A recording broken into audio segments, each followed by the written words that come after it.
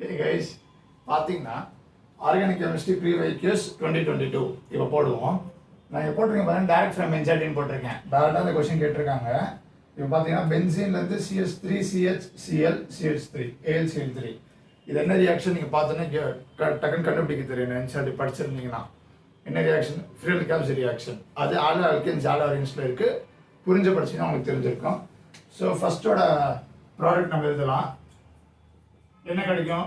Isopropyl benzene cumin கிடைக்கும். Cumin கிடைச்சதுக்கு அப்புறமா அவங்க O2 H+H2O கொடுத்துருக்காங்க.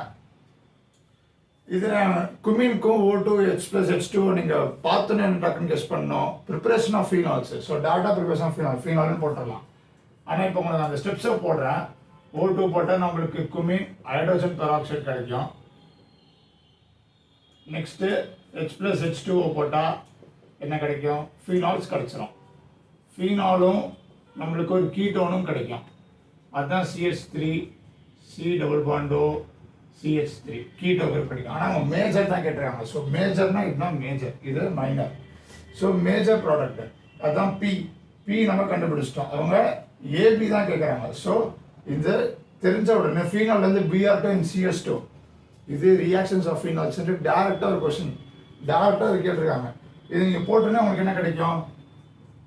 ஃபீனால் OH Br வந்துட்டு பேராவில் போய் சப்ஸ்டியூட் ஆகும். இது நீங்கள் படிச்சிங்கன்னா அது பேராஃபரே கொடுத்துருக்காங்க ப்ரூமினேஷன்ட்டு டேரெக்டாக பேராவில் போய். ஏன்னா மேஜர் மைனர் வந்துட்டு ஆல்த்தோ அவங்க மேஜர் ப்ராடக்ட் தான் கேட்குறாங்க கொஸ்டினில். ஸோ இது பேரா. அப்போ நீங்கள் டேரெக்டாக இது பின்னு கண்டுபிடிச்சிடலாம். நெக்ஸ்ட் Na2Cr2O7 H2SO4 ஏ ப்ராடக்ட் கேட்குறாங்க.